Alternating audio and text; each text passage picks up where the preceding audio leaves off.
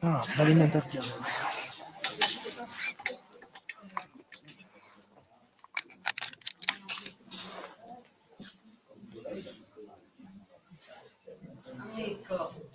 Ciao, come ti chiami?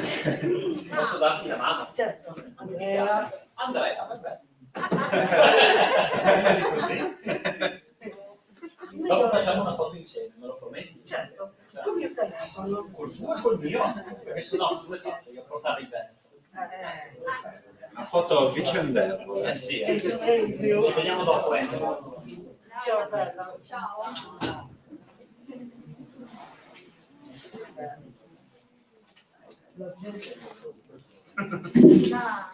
Buonasera a tutti, benvenuti alla quarta e ultima giornata di Strangius, il festival letterario dedicato all'autobiografia. Vi risparmio anche oggi il pippone sul perché facciamo il festival, su quali sono le nostre motivazioni, eccetera, eccetera. Credo che ormai lo sappiamo tutti. Mi limito a presentarvi i nostri graditissimi ospiti. Avremo 3 incontri dedicati al tema curare il corpo con l'anima. Il primo incontro di oggi ha come ospite il nostro caro Andrea Berton, presentato dalla nostra cara Valentina Azzori. No, carissimo, per favore. Carissima, super carissima Valentina Azzori, a cui seguirà l'incontro con Cinzia Scaffidi, presentata dalla nostra carissima Deborah Zucca, a cui a sua volta seguirà l'incontro con Laura Bianchi, presentata dalla nostra altrettanto carissima Ilaria Piras. Vi auguro una buona serata.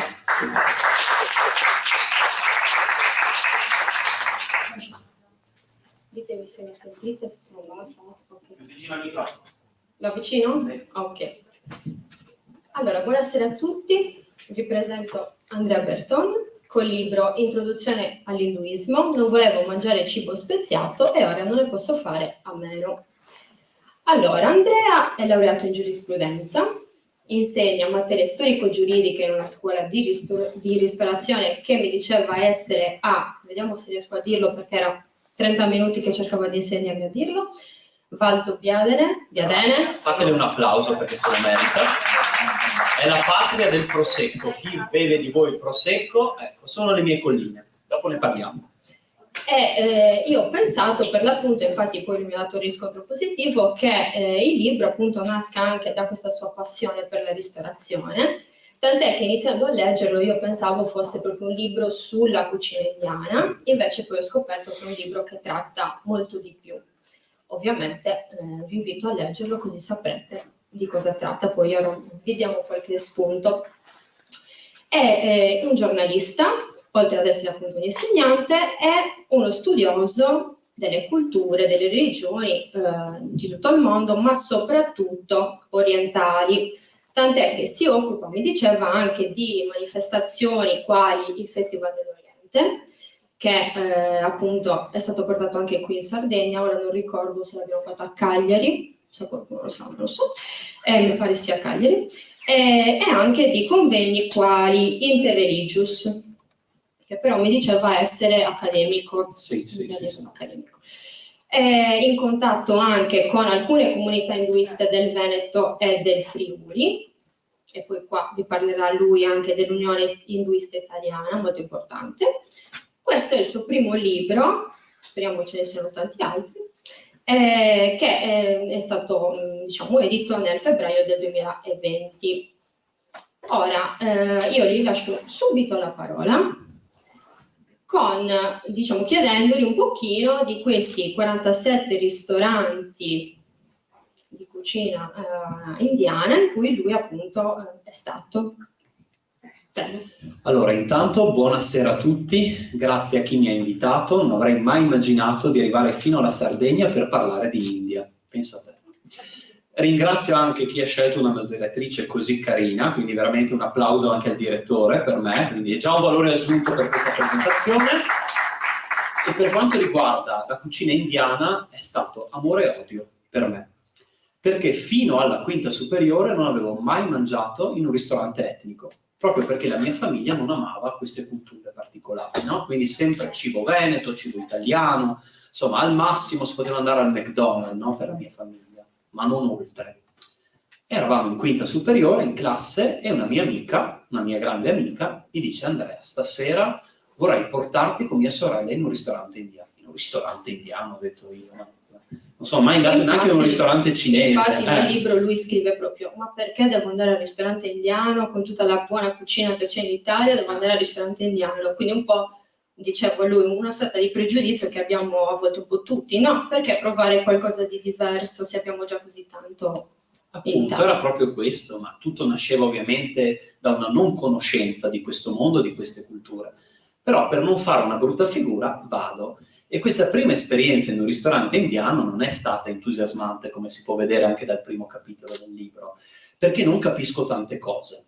Ed è proprio questo il problema. Il mio slogan è sempre stato: più cultura, meno paura. Se tu le cose le conosci, ti spaventano meno. E quindi dopo questa esperienza particolare, piena di gaffe, perché non capivo se gli arazzi, i quadri che c'erano rappresentavano donne, animali, uomini, sapete un po' come sono le divinità induiste. Questo era un ristorante di Mestre, che è una parte della città metropolitana di Venezia. Insomma, è stata un'esperienza dove ho capito poco.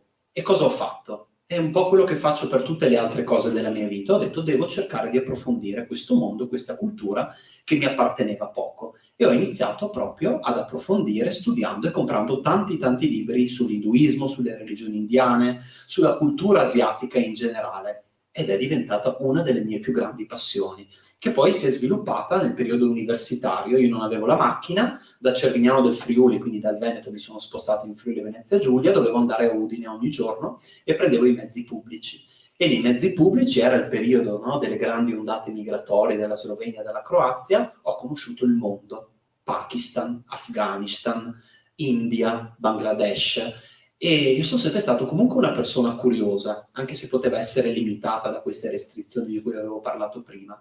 E conoscendo queste persone si è aperto un mondo. Si è aperto un mondo per me ed è stato un arricchimento continuo. E nel periodo in cui io scrivevo la mia tesi di laurea in giurisprudenza, difficilissima, anche un po' come il titolo di questo libro, la mia tesi di laurea, forse non me lo ricordo neanche, strumenti giuridici di contrasto al fenomeno del terrorismo di matrice islamica. Ecco, mi annoiava talmente tanto questa tesi in giurisprudenza che contemporaneamente stavo iniziando a scrivere questo libro, proprio perché tutto il resto che avevo imparato in questa esperienza universitaria a Udine mi aveva veramente entusiasmato, mi aveva colpito.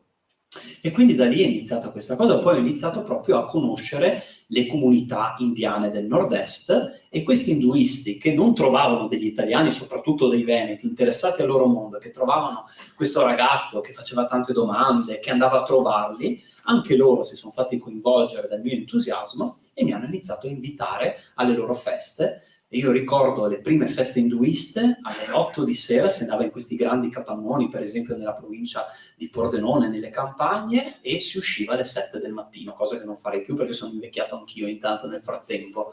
Però veramente ho avuto l'opportunità di conoscere popoli, culture, usanze e tradizioni che, nonostante avessi fatto il liceo, nonostante avessi anche viaggiato, non avevo avuto l'opportunità di avvicinare. E da lì si è aperto un mondo che continua, perché io continuo a incontrare comunità. L'ho fatto anche recentemente, ero in un Gurudvara, che è un tempio Sikh, che è un'altra religione che nasce in India, e ne hanno aperti 2 nella mia provincia. Io abito in provincia di Treviso, e 2 settimane fa sono andato a trovare proprio questa comunità Sikh. Non ero mai entrato in un Gurudvara ed è stato un nuovo momento di arricchimento per me.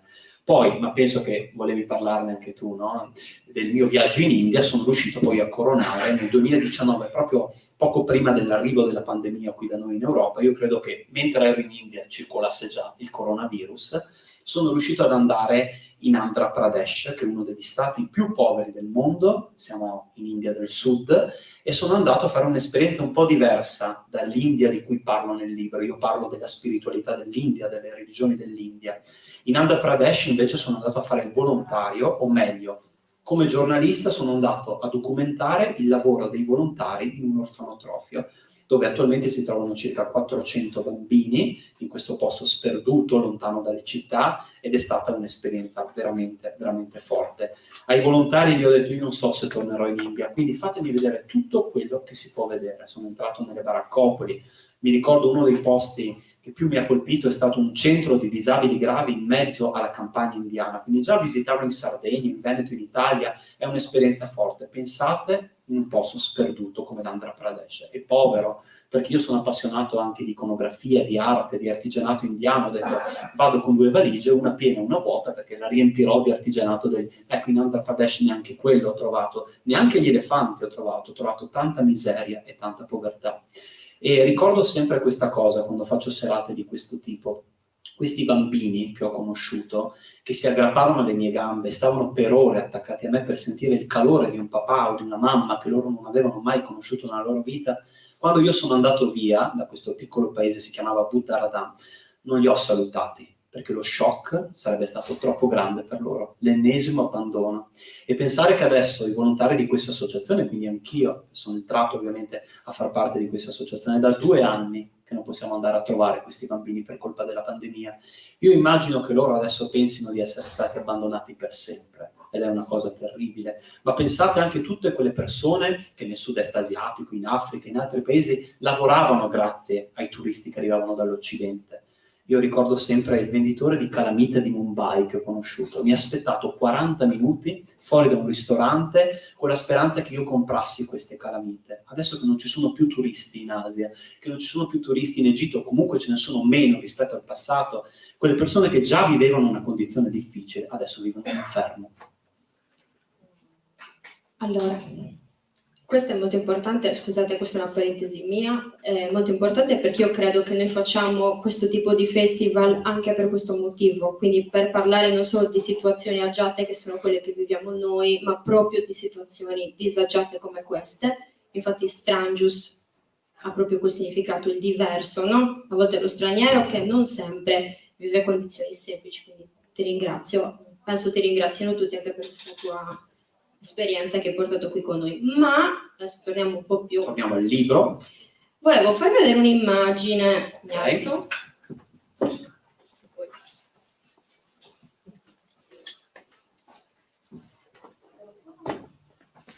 Allora, spero mi sentiate comunque. Adesso andiamo nel focus dell'induismo. Allora, Andrea. Sì.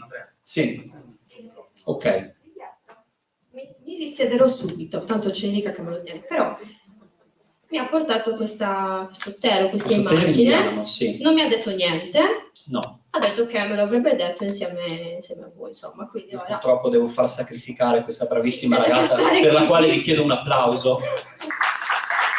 Però io non amo tanto le slide, non di solito si proiettano le slide, è una cosa particolare, ti lascio il microfono e scusami se ti do le spalle.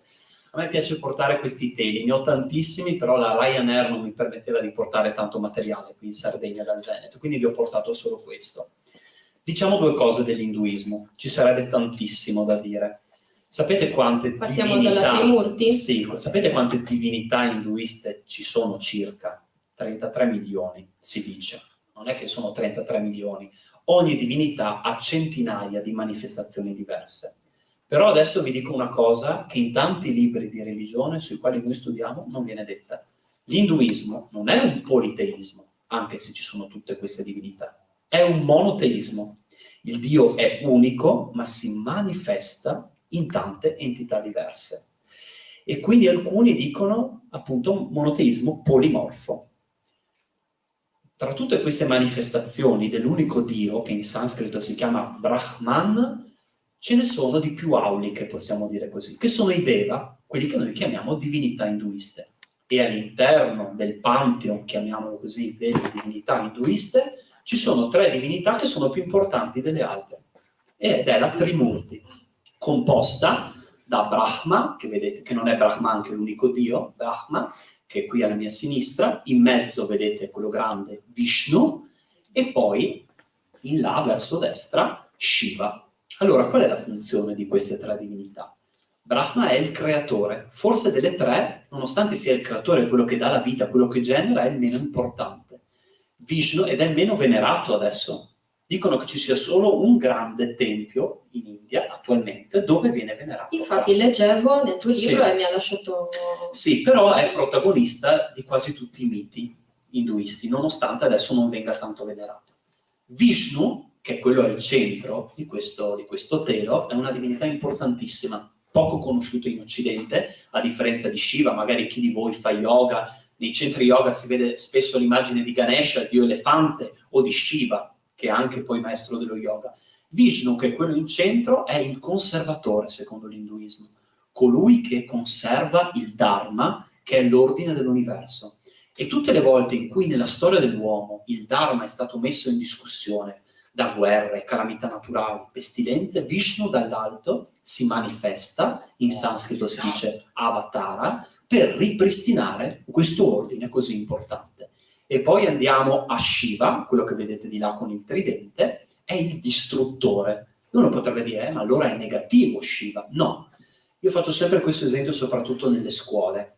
Così come dalle ceneri della Fenice, nella nostra cultura occidentale, c'è la rinascita, così sarà anche da ciò che distrugge Shiva.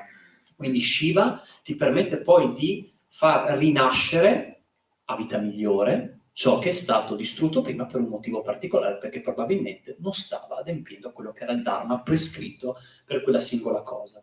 In questo telo, che non è di pregiata fattura, ne ho di molti più belli, ci sono anche Krishna, che vedete in fondo a quello con il flauto, e Rama, di cui parleremo dopo, che è sia una divinità e quindi una delle 10 principali manifestazioni di Vishnu, che un principe che fa parte, anche è uno dei protagonisti di una delle più grandi epopee dell'induismo, che è Ramayana. Sono due, possiamo dire, poemi epici che hanno anche una valenza Erika, mi sa religiosa. che facciamo appoggiare. La facciamo e le facciamo un braccia. applauso. Davvero. Grazie Erika, grazie davvero. Non vorrei trovarla senza braccia. No, perché lo faccio io di solito, con un microfono tengo tutto, non so come faccio, e dopo mi fa male il braccio, appunto. No, volevo chiederti se questa Trimurti, un po' di cui abbiamo parlato, è paragonabile alla Trinità che noi troviamo nella religione cristiana. Insomma. Allora, tanti fanno questo tipo di paragone, io ovviamente direi di no, però il numero 3 ritorna tante volte in diverse religioni. Qui vediamo però che le 3 divinità di cui ti ho parlato hanno funzioni e prestigio, se vogliamo utilizzare questo termine, completamente diverso. Perché abbiamo detto Brahma non viene quasi più venerato, però fa parte dei principali miti dell'India e dell'induismo, mentre le altre 2 divinità sono molto importanti. Quello che però vorrei passarvi come messaggio è che anche l'induismo crede in un unico Dio. Ovviamente un unico Dio del quale si può fare esperienza in modi completamente diversi. L'obiettivo di ogni induista qual è? Allora, un cristiano qual è l'obiettivo principale? Ottenere la vita eterna, quindi il paradiso, farsi irradiare dalla luce di Cristo. Sì, tant'è che vedi, anche sulla questione della morte si potrebbe parlare ampiamente, perché tu dici, mentre per i cristiani diciamo, la morte è un qualcosa di temuto, no? Perché non sappiamo cosa ci aspetta, speriamo di andare in paradiso, invece nell'induismo non è così. C'è il samsara, insomma una questione un po' più complicata. Diciamo velocemente questi 2 concetti. L'induismo crede nel samsara, che è il ciclo continuo di morti e rinascite, quindi da qui la reincarnazione di cui sicuramente tutti avete sentito parlare, e crede nell'anima, a differenza del buddismo. Quindi così come quando noi abbiamo un abito logoro lo cambiamo, la stessa cosa fa l'anima. Quando il corpo non riesce più ad adempiere quella che è la sua funzione, l'anima passa in un altro corpo e via dicendo. E può esserci una reincarnazione continua. E quindi tornando al discorso che facevo prima, qual è l'obiettivo di ogni induista? Quello di non rinascere più e di far sì che l'Atman o anima individuale si ricongiunga al Brahman o spirito universale, l'unico dio dell'induismo. Questo si ottiene con la moksha o liberazione dal samsara, il ciclo di morte e rinascite continue.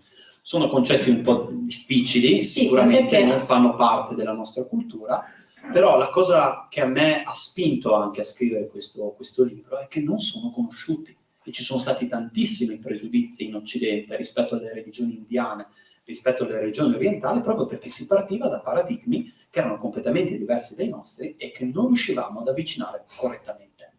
Sì, infatti a proposito di pregiudizio, anche quando tu parli di karma o quando si parla di yoga, io noto che quando tu appunto ci spieghi in questo libro, i concetti sono totalmente differenti da quelli che magari in Occidente noi pensiamo, in riferimento a cose, anche quando diciamo il karma, no, la classica frase, in realtà poi è un concetto molto più complesso, così come lo yoga, che magari per noi a volte, ti dicevo, sa di ginnastica, no? Qualcosa da palestra, in realtà per loro ha un'intenzione totalmente differente, un valore totalmente differente. Quindi sono poi spiegato, aspetti, spero, in modo abbastanza sì, semplice. sì, aspetti che poi leggerete il libro e troverete.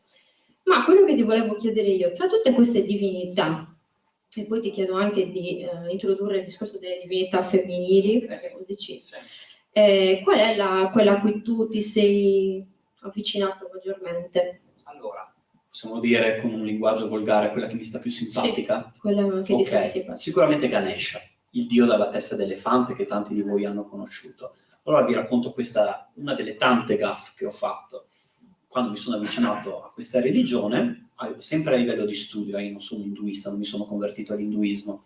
Che cosa ho fatto? Sono andato in un negozio orientale, ho preso una statua proprio di Ganesha e l'ho portata a casa. Arrivato a casa vedo che ha una zanna rotta, dico mamma mia, ho preso una fregatura di primo genere. E però cosa ho fatto? Io ero pronto a ritornare il giorno dopo in questo negozio e farmi sostituire o comunque prendere un'altra statua. Per fortuna non l'hai fatto. Per fortuna quella sera mi metto a leggere il mito di Ganesha e scopro che proprio l'iconografia di questa divinità prevede che una zanna sia integra, di quelle che abbia di elefante, e l'altra sia spezzata. Perché? Perché Ganesha, oltre ad essere il Signore che ti permette di superare gli ostacoli della vita se tu ti rivolgi a Lui con cuore puro e lo preghi, è anche il patrono della letteratura, della cultura. È colui che ha scritto il Mahabharata, di cui stavo parlando prima, assieme a Ramayana, è una delle epopee più grandi dell'induismo. Immaginate l'Iliade e l'Odissea, le mettete insieme, moltiplicate per 7, questo è il Mahabharata. Si dice che tutto ciò che è inserito nel Mahabharata esista anche realmente. Ciò che non esiste non è inserito nel Mahabharata. Ganesha, secondo il mito indiano, decide e accetta la sfida di scrivere questo testo così vasto, però ad una condizione, dice la persona che glielo stava dettando: lo scriverò senza mai fermarmi. Quindi, sotto dettatura, inizia a scrivere questo testo lunghissimo. A un certo punto il pennino si rompe e lui non poteva fermarsi. Cosa fa? Spezza la zanna e conclude la stesura del testo con la zanna utilizzata come una penna. Ed è per questo che la famosa statua che io avevo comprato non era difettosa, ma rispettava in modo rigoroso i canoni dell'iconografia induista. E poi a me piace per questo motivo, perché così come l'elefante, quando avanza nella giungla indiana, abbatte tutti gli ostacoli che trova davanti a sé, quindi gli alberi, con la proboscide, così Ganesha, il dio dalla testa d'elefante, ci sarebbe poi anche il mito perché ha la testa d'elefante, ma lo possono trovare sul libro, è un'altra bellissima storia. La stessa cosa fa Ganesha con gli ostacoli della nostra vita, se noi ci rivolgiamo a lui con cuore puro e animo sereno. E quindi questa è la tua preferita, Sì. detto volgarmente. Sì. Però non sei induista, questo lo possiamo dire, è una domanda che gli ho fatto prima, appena l'ho visto, ho chiesto: ma sei induista? No, non sei induista. Allora, ti dicevo, ad ognuna di queste divinità è, volgarmente detto, accoppiata una divinità femminile, sì, molto importante, perché abbiamo sempre una divinità maschile e una divinità femminile. E niente, ti volevo chiedere se possiamo un po' vedere le mogli di queste divinità. Sì, di solito sarebbe sempre bello vederle proiettate. Possiamo dire che la moglie di Shiva, una delle mogli di Shiva, è la benevola Parvati, che ha diverse forme, come dicevamo prima. Una delle forme, diciamo, più famose è quella di Durga, di cui adesso vi vorrei leggere brevemente un mito, che è colei che sconfigge le forze del male. Allora, vi leggo proprio dal libro un passo. Durga è la dea vittoriosa sui demoni del male, dell'ignoranza, la sposa del dio Shiva, la figlia dell'Himalaya, la regina dalle molteplici incarnazioni, l'energia femminile degli dei, di volta in volta simbolo di dolcezza e di crudeltà. I Purana, la leggenda aurea dell'induismo, dedicano migliaia di versi alle meravigliose imprese che ha compiuto sotto un'infinità di nomi e di apparenze. Nella sua forma tenera si chiama Uma, la luce o la grazia, o Gauri, la dea dalla pelle chiara, Parvati, la regina delle montagne, Yagamata, la madre dell'universo. nella sua forma sterminatrice, è Kali, la nera, Bhairavi, la terribile, Chandi, la furiosa, o Durga, come dicevo prima, l'inaccessibile. È sotto questo nome e nella sua forma di divinità trionfatrice del male che viene adorata particolarmente nel Bengala. Tutti i bambini conoscono, indiani ovviamente, la sua favolosa e meravigliosa storia. Centinaia di migliaia di anni or sono, un terribile demone devastava la terra. Esso sovvertiva le stagioni, distruggeva i sacrifici, era il demone del male e gli stessi dei non riuscivano a sconfiggerlo. Brahma, che avete visto prima, il creatore, aveva dichiarato che solo un figlio nato dal dio Shiva avrebbe potuto vincerlo. Ma la sposa di Shiva, la prima moglie, era morta e lui, tutto preso dal suo dolore, non pensava minimamente a dare un figlio al mondo. Viveva come una sceta che mendica il cibo nei villaggi, come tuttora se ne vedono in India, coi capelli lunghi e il capo coperto di cenere. Intanto, sulla terra, la situazione peggiorava e nel cielo gli dei si lamentavano che Shiva non pensasse a risposarsi. Chiesero dunque a Kama, dio dell'amore e del desiderio, di far nascere l'amore nel cuore di Shiva. Kama si mise in cammino, accompagnato dalla sua sposa, la voluttà, e dalla loro amica, la primavera, giunsero ai piedi della montagna, dove meditava Shiva. E allorché la tensione della sceta sembrò cedere per un attimo, col suo arco di fiori, Kama gli scoccò la freccia di gelsomino, alla quale nessuno resiste. Da allora Shiva si mise a pensare a Uma, figlia dell'Himalaya, nel cui corpo si era reincarnata la sua prima sposa, Sati. Dopo svariate prove che adesso non stiamo a raccontare, si sposarono ed ella prese il nome di Parvati, figlia della montagna. Ma il demone del male continuava a devastare la terra e se per combatterlo si doveva attendere un figlio del dio Shiva, forse sarebbe stato troppo tardi. Allora gli dei unirono le loro diverse energie in un medesimo alito infuocato e lo condensarono su Parvati, colei che nulla può colpire. Per combattere il demone nelle 10 direzioni dello spazio, ella aveva 10 braccia. Immaginate, non so se avete mai visto quelle immagini delle divinità femminili induiste con tante braccia differenti. Ella aveva 10 braccia che gli dei armarono delle loro stesse armi e il padre, l'Himalaya, il re delle montagne, le regalò il leone come cavalcatura. Poi la luna le dette la rotondità del viso e la morte i suoi capelli lunghi neri. Ed ella aveva i colori dell'aurora. Il demone apparve allora sotto le sembianze di un enorme bufalo, accompagnato dalla moltitudine degli eserciti e la battaglia ebbe inizio. Le asce, le frecce, i giavellotti volarono attraverso lo spazio e il leone ruggente, cavalcato dalla dea, si scagliò sull'esercito dei demoni come le fiamme nella foresta. Anche lei, con le sue 10 braccia armate, fendeva con le spade i suoi nemici, i loro cavalli, gli elefanti, i carri che si ammucchiavano in un terribile caos. Con i suoi furiosi muggiti, il bufalo gigante faceva fremere i mondi. Con le corna sradicava le montagne, le scagliava contro la dea che le polverizzava con le sue frecce. La battaglia, e qui torna il numero 3, durò 3 giorni. Più di una volta ella fu sul punto di soccombere.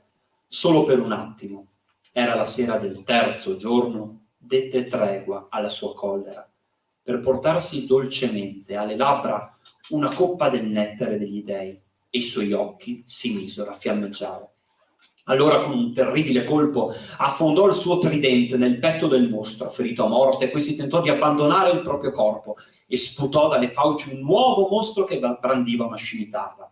Ma subito la dea, trionfante, lo decapitò.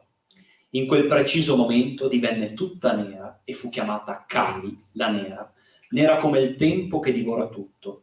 La terra e il cielo allora risuonarono delle grida di gioia e dei canti di vittoria. Questo è solo uno dei tanti miti, Valentina, delle divinità induiste che, vorrei lanciare questo messaggio, fanno capire una cosa molto importante, che adesso in India non viene rispettata sempre, che è quella proprio del ruolo della donna nella famiglia induista, del ruolo della dea nell'induismo, che non è inferiore alla divinità maschile, ma la Shakti, l'energia femminile in sanscrito, è ciò che dà la forza poi anche all'uomo. Nulla sarebbe la divinità maschile senza la divinità femminile, nulla sarebbe l'uomo senza la donna. E quindi tutti questi episodi di violenza che sicuramente, leggendo la cronaca internazionale, avete visto attribuiti all'India, sono sicuramente, dal mio punto di vista, sono un non voler conoscere quella che è la cultura, non aver capito quella che è la tradizione che l'induismo ha portato nel subcontinente indiano. Un vero induista, prima di tutto, dovrebbe rispettare il concetto di ahimsa, non violenza, nei confronti di tutti gli esseri viventi, animali, piante e ovviamente esseri umani. E quindi il concetto di vegetarianesimo, si parla di cibo in questo festival. Un vero induista dovrebbe essere vegetariano. Poi in India trovate di tutto, perché ci sono, per esempio, ne parlo, un popolo che si ciba solo di frutti, però il pesce viene considerato frutto del mare, quindi si possono cibare di pesce. Quindi l'India è una Macedonia di tutto. Ma poi, come dicevi anche tu prima, probabilmente quando si parla di indiani si fa un po' di una miscela, perché indiani non sono per forza induisti, quindi bisogna anche vedere appunto a quale corrente di pensiero si va. E volevo invece io chiederti il mito di Sita, Sì. che è un mito che a me è interessato tantissimo, ma vorrei che lo raccontassi tu, anche perché poi vorrei fare riferimento a un qualcosa che appunto per gli occidentali lascia sempre un po' così a bocca aperta, che è la questione delle donne che si immolavano al rogo alla morte dei mariti. Allora, spieghiamo due cose. Partirei dalla seconda domanda. Sì. In India purtroppo c'è stata questa tradizione, sembra che sia stata estirpata completamente, mi dicono che non è così in alcuni villaggi. È il cosiddetto concetto di sati, il rogo funebre, no? Dove va la donna ancora viva, la vedova del marito. Immaginiamoci un uomo muore, un uomo sposato, viene fatta una pira, no? Viene buttato il corpo perché viene cremato. Cosa succedeva? In alcuni villaggi, soprattutto sperduti dell'India, in questa pira veniva messa anche la moglie, ancora viva, la vedova che moriva bruciata viva. Questo perché l'anima della moglie avrebbe dovuto accompagnare l'anima del marito nella successiva reincarnazione, qualcosa di terribile. Ovviamente questo è uno dei tanti cancri dell'Oriente, sembra sia stato estirpato, ma forse non è proprio così. Quindi ci sono ancora dei casi, ci sono ancora delle situazioni di questo genere. E ovviamente mi vengono i brividi solo a raccontare una cosa di questo tipo. Il tutto deriva da un'interpretazione errata di un mito dell'induismo, dove per la disperazione una delle mogli di Shiva si dà fuoco, ma da qui a far sì che una vedova vada nella pira funebre del marito ancora viva, insomma, ce ne passa. Anche perché il mito è differente da come viene raccontato poi anche nel libro di Mireale. È completamente diverso, quindi sono sempre queste interpretazioni che vengono fatte dalle culture locali, che poi vanno completamente a non comprendere, a non seguire quello che è l'insegnamento che ti porta alla religione. Invece Sita, per me è molto importante questo mito. Per quale motivo? Intanto contestualizziamo. Stiamo parlando dell'altro mito, che è quello del Ramayana, e per farla breve, Ramayana parla della storia di Rama, questo principe dio che vive 14 anni in esilio sulla foresta. Si sposa in questo periodo e un terribile demone rapisce sua moglie Sita e la porta nell'isola di Lanka, che è l'attuale Sri Lanka. Con 1000 peripezie, Rama, il marito di Sita, riuscirà a riprendere sua moglie grazie a un esercito di scimmie che costruirà un ponte che collega idealmente l'India allo Sri Lanka. Uccideranno questo terribile demone e riporteranno la principessa Sita a casa. E uno potrebbe dire, bene, finisce positivamente questa storia. Finisce bene. Ecco, non è così. E da questo mito, secondo me, deriva una concezione che si ha in India proprio della figura femminile anche all'interno del matrimonio, del rapporto e dell'onore della donna e dell'uomo sposati nei confronti della società. Lo leggiamo velocemente, anche questo è molto breve, ma penso che sia sì utile vedere proprio questa parte del mito. Finalmente è arrivato il momento in cui potrai rivedere la tua Sita, disse Vipisana. Ma Rama, il principe dio di cui vi parlavo anche prima, non rispondeva. Con lo sguardo fisso, assorto in pensieri profondi, non rispondeva, aveva gli occhi pieni di lacrime. Sita, sua moglie, montò sul palanchino per essere portata di fronte a Rama. E i Rakshasa, che erano il popolo, tenevano alla larga la folla che voleva vederla. Rama, il principe, sentì che fuori della porta c'era un certo clamore e si affacciò dalla finestra. Vide che tutti si erano allontanati per far passare il palanchino e la cosa non gli piacque. Ordinò che Sita fosse fatta venire a piedi di fronte a lui. Quando dissero a Sita del desiderio del marito, lei scese senza fare alcun commento. Vibhisana capì che c'era qualcosa di strano nella mente di Rama. Far venire Sita a piedi, facendola passare tra la folla, era un segno di mancanza di rispetto nei suoi confronti.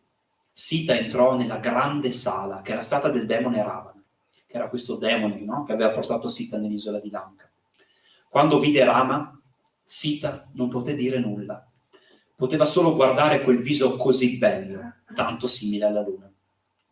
Oggi noi festeggiamo questa importante vittoria, le disse Rama, con la quale sei stata liberata. Così ho vendicato il mio onore. Tutto ciò è stato possibile grazie al valore di Hanuman, il dio scimmia, di Vibhisana, di Sugriva e di tutti gli altri. Sei libera ora, puoi fare ciò che vuoi, ma sappi che io non posso accettarti come moglie, perché ci sono dubbi sulla tua purezza. Ovviamente Sita era stata, seppur contro la sua volontà, per tanto tempo da un altro uomo. E quindi il ragionamento qual era degli indiani? Ci poteva essere un dubbio sul fatto che fosse andata poi effettivamente con quest'uomo, anche contro la sua volontà. Se ti accettassi, nel popolo crescerebbe il malcontento e non mi rispetterebbero più. E adesso leggo una cosa che leggerei a tanti politici dei comuni, anche che seguo io. Quando un re o un amministratore pubblico non è rispettato, tutto va in rovina. E la gente soffre, dice Rama, che era ovviamente un principe, quindi un amministratore. Io voglio che tutti siano felici invece. Fai ciò che vuoi, quindi, ma senza una prova della tua purezza, io non posso accettarti. Sita non credeva a ciò che ascoltava. Si chiese se mai le sue sofferenze avrebbero avuto fine. Perché doveva subire un destino così crudele? Prepara una pira, gli chiese. Io sono casta e pura e senza la minima macchia. Entrerò in quelle fiamme. Una donna veramente casta non può essere toccata neanche dal fuoco. Se il dio del fuoco mi risparmierà, vorrà dire che sono sempre rimasta fedele a mio marito e che non ho mai pensato a nessun altro. Se invece morirò, quella sarà la prova della mia infedeltà. E Sita vi entrò con decisione. Mentre Sita era avvolta dalle fiamme, Rama sembrava di pietra, non si muoveva, non diceva niente, guardava il fuoco e pensava. E in quel momento all'improvviso si udirono delle voci celestiali e i Deva con Brahma a capo apparvero davanti a tutti. Il dio del fuoco emerse dalle fiamme con la principessa Sita accanto a sé. Davanti a tutti, testimonio che Sita è pura e incontaminata, proclamò il dio del fuoco. Rama, il principe, prese gioiosamente sua moglie per mano e le sorrise, e Sita pianse per la felicità. E uno può dire, è finita bene la storia? No. Ma era tutto finito o no? No. I giorni tenebrosi sembrava stessero ripresentandosi. Rama, e qui vedete la mentalità indiana, e c'è ancora questa mentalità, io l'ho toccata con mano, e c'è anche fra gli induisti, ma non solo gli induisti, gli indiani che vivono a contatto con noi. Rama aveva sentito varie voci di critiche sul suo conto. A causa di quelle, convocò una riunione con i suoi ministri. Fra le altre cose, parlarono dell'immagine che un re deve avere di fronte al popolo. È di grande importanza, disse Rama, che il re non abbia macchie nel proprio carattere e nella propria vita privata, nel presente come nel passato. Cosa dice di me la gente? Mi amano e mi apprezzano ancora? Sono tutti felici sotto il mio regno o vedono dei difetti in me? Vorrei sapere se mi criticano per qualche ragione. Badra, uno dei ministri più fidati, aveva fatto un sondaggio in incognito per conoscere l'umore della gente. I cittadini ti amano, i cittadini ti rispettano e sono felici sotto il tuo regno. Ma qualcuno, principe Rama, ha visto in te una macchia, che nonostante tua moglie Sita sia stata nella casa di un altro per lungo tempo e che quindi la sua castità possa essere messa in dubbio, tu l'hai ripresa con te. Qualcuno dice che questo tuo comportamento potrebbe giustificare o almeno non scoraggiare l'infedeltà delle loro mogli. In altre parole, pensano che il tuo comportamento in questo caso non sia stato esemplare. Questo è ciò che dicono. A queste parole Rama si incupì. Per tutto il giorno fu triste e pensieroso. Poi mandò a chiamare i suoi fratelli. Voi sapete che cosa dice la gente di me. Parlano di questa macchia nel mio carattere esemplare. di questo mio passato nel quale ho ripreso mia moglie dopo che lei era stata per molti mesi nella casa del demone Ravana.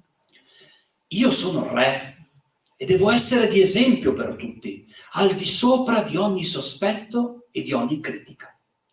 Dicono che sono troppo affezionato a lei e che un re troppo attaccato non può dare dei benefici duraturi ai suoi sudditi. Io non posso permettere che queste critiche facciano presa nel popolo. Ho deciso quindi di esiliare mia moglie Sita. Fratello mio, la sciamana, domani accompagnala all'eremo di Valmiki. Lì sarà felice e al sicuro. Dette queste parole, Rama corse nei suoi appartamenti e pianse. Quindi capite che qui addirittura si va oltre la verità per paura del giudizio dell'altro.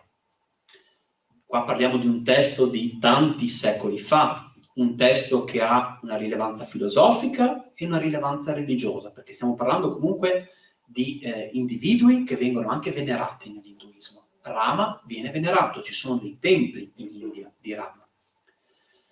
Però questi testi ci aiutano a capire anche la mentalità, perché i residui di questi concetti, di questi ragionamenti, li ritroviamo ancora nella società indiana di oggi, dove delle volte, cara Valentina, l'apparenza, quello che tu mostri alla società, il messaggio che passa alla società è più importante della sostanza e della verità. E l'aspetto proprio dell'onore della donna, la donna che deve essere casta prima del matrimonio, la donna che deve rispettare il marito e deve mostrarlo al pubblico, deve mostrarlo alla società, è uno degli aspetti sicuramente dell'India. Poi, attenzione, io sono andato a Mumbai, le donne di Mumbai sono forse più emancipate delle donne della Sardegna, del Veneto e dell'Italia, perché vivono in una delle metropoli più grandi del mondo. Però ci sono ancora questi retaggi storici e religiosi. Ecco, l'induismo è fonte di grandi insegnamenti, può dare dei benefici anche a una persona che, non dico si converte, ma cerca di trarre degli aspetti positivi da questa religione. È possibile.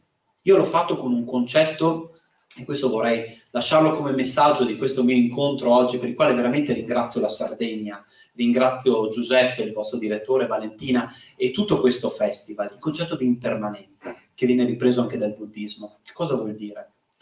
Tutto ciò che noi vediamo attorno a noi, le persone, le cose, gli animali, le piante, è soggetto a modificazione e perirà. Tutto ciò che noi vediamo finirà. Ma addirittura i nostri stessi sentimenti continuano a modificare nel tempo. Allora io potrei parlare con Valentina adesso, Valentina mi dice qualcosa, poi la rivedo fra un anno e cambia completamente idea. Io dico, ma questa è incoerente, questa ragazza aveva dei valori, adesso pensa ad altro. Noi ragioniamo così, utilizziamo questo termine. Ma è incoerenza la sua o è evoluzione? Noi siamo in continua evoluzione, in continuo cambiamento. E accettare l'impermanenza, e quindi accettare che ciò che è dentro di noi, ma anche ciò che è esterno a noi, potrà modificarsi, potrà perire, quindi non esserci più, ci aiuta a approcciarci in modo differente nei confronti delle cose. E nel libro scrivo proprio questo, anche rispetto alla felicità. Se noi deleghiamo a ciò che è esterno da noi la nostra felicità, cose che noi non possiamo anche amministrare, gestire, organizzare, e come vi ho detto prima, tutto ciò che è esterno da noi può modificare e anche perire, quindi non esserci più, noi ci condanniamo all'infelicità. E allora quale potrebbe essere l'insegnamento non solo dell'induismo, del mondo orientale? Che tutto ciò che ci serve nella vita è dentro di noi e noi dobbiamo accettare i cambiamenti che ci sono, le evoluzioni che ci fanno essere persone diverse e considerarla una cosa che proprio ci aiuta a vivere diversamente la nostra quotidianità. E quindi quando una cosa ha finito con voi di esistere, una persona si è stufata di noi, una cosa la perdiamo da un momento all'altro, il prestigio, la ricchezza, forse era il suo destino. Allora noi è giusto che ci affezioniamo alle cose belle della vita, l'amore, la ricchezza, il prestigio. Non è che l'induismo condanni questo, ma ci aiuta a pensare in modo diverso, a non essere schiavi di queste cose e accettare che tutto può modificarsi, tutto può cambiare e tutto può anche perire. È la natura. Voglio fare un applauso.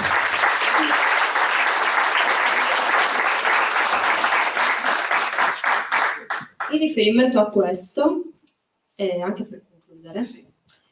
vorrei leggere 2 righe della tua conclusione, che sì, leggo io, non sono altrettanto brava ma leggo io, che parlano appunto di diversità e si legano bene sia a ciò che lui ha detto ora, sia anche al tema del nostro festival, no? Quindi le leggo e poi facciamo una piccola riflessione e chiudiamo. E salutiamo. Allora, al giorno d'oggi diffidiamo del diverso dal momento che sgretola ancora di più le poche certezze che ci sono rimaste. Paventiamo il diverso e lo straniero perché abbiamo quasi dimenticato chi siamo e non riusciamo a formarci una vera identità. Ci fanno paura quei popoli che, nonostante le 1000 difficoltà della vita, appaiono sicuri e convinti delle loro origini, delle loro tradizioni e della loro storia. Il relativismo occidentale, la crisi economica e valoriale che stiamo affrontando, il difficile momento che vivono le secolari istituzioni religiose presenti in Occidente, con le loro chiese, le loro strutture consolidate, hanno fatto crescere in noi un sentimento di insofferenza e di smarrimento che non conoscevamo. Abbiamo perso i nostri valori e incolpiamo di questo coloro che vivono accanto a noi e sembrano più sicuri di noi e più fermi nei loro principi e aspetti identitari. Ma la vera colpa è di queste persone che hanno introdotto in Occidente il loro essere nel mondo o è nostra, che non sappiamo più cosa vogliamo veramente rappresentare? Non so dare una risposta a questa domanda, questo lo dice Andrea, ovviamente. Tuttavia, so che sarebbe una sconfitta chiudersi in se stessi e rinunciare a conoscere altre culture per paura di esserne travolti. Il mio interesse per altri popoli, insieme alla mia volontà di conoscere il bello del diverso da me, non mi ha fatto perdere la mia identità di cittadino italiano, figlio di una cultura che si fonda sul rispetto dei diritti dell'uomo, sulla democrazia e sull'affermazione delle libertà fondamentali, e mi ha permesso di capire meglio chi sono, da dove vengo e quali saranno le sfide che la globalizzazione ci presenterà negli anni a venire. Allora, c'è da dire che Andrea, io lo saluto così, è una persona super curiosa, è la curiosità che lo rende così aperto verso le altre culture, e quindi il libro, a parte essere illuminante per l'induismo, è illuminante per chi ha voglia di avere un'apertura mentale verso la diversità, senza però averne paura. Io e lui prima parlavamo e dicevamo, perché entrambi siamo insegnanti, e dicevamo proprio, io tante volte cerco di dare ai miei alunni quest'idea, che non devono avere paura di ciò che è diverso da loro, ma devono esserne curiosi. Questa sarebbe la cosa più bella se riuscissimo a insegnarla, insomma, o almeno a instillare il seme di tutto questo. Quindi io lo saluto così e lo ringrazio anche per il libro, e vi invito a leggerlo ovviamente, e vi lascio la parola nel caso volesse aggiungere qualcosa. Io nel ringraziarvi ancora di cuore, sentitamente, dico semplicemente questo. Io insegno in una scuola di ristorazione, però non so cucinare, so mangiare molto bene e sono ingrassato parecchio negli ultimi 2 anni, tra l'altro, e in una classe ho 11 etnie. Pensate, nella scuola ne ho 17, però in una classe proprio ne ho 11. E l'arricchimento che i miei studenti ogni giorno hanno, confrontandosi gli uni con gli altri, è una cosa che io alla loro età non avevo avuto, perché al massimo avevo un ragazzo marocchino alle medie, insomma era un periodo sicuramente diverso, anche se ho 32 anni, sicuramente non ne ho tantissimi. E io vedo che c'è speranza per il futuro del nostro paese, perché mentre noi, ma anche la mia stessa generazione, magari abbiamo delle difficoltà nell'approcciarci a chi non conosciamo, i miei studenti, i nostri ragazzi, i nostri bambini, se non li contaminiamo noi con certi discorsi, hanno un'apertura e una volontà, e per loro è normale stare col diverso da loro. Questo non vuol dire cancellare le nostre tradizioni, la nostra identità. Una delle cose più belle di questo viaggio in Sardegna che ho fatto è stata conoscere Luca, per esempio. L'orgoglio che hai tu, Luca, per le tradizioni della tua Sardegna, della tua Serra. Ma fate un applauso a Luca perché se lo merita, davvero. Ma anche, vero Andrea? E quindi bellissimo poter avere, secondo me, questo approccio, difendere la propria cultura, conoscerla, approfondirla, ma non avere paura che la cultura degli altri possa rendere meno importante la nostra identità e la nostra storia. Il mio invito è ad essere curiosi. Io non sono un esperto di induismo Io sono appassionato di questa umanità. Grazie a tutta la Sardegna.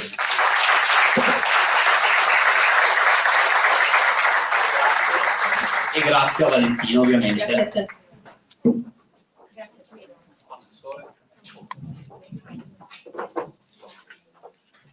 Grazie Andrea, grazie Valentina, complimenti a entrambi. Un piccolo ricordino della serata.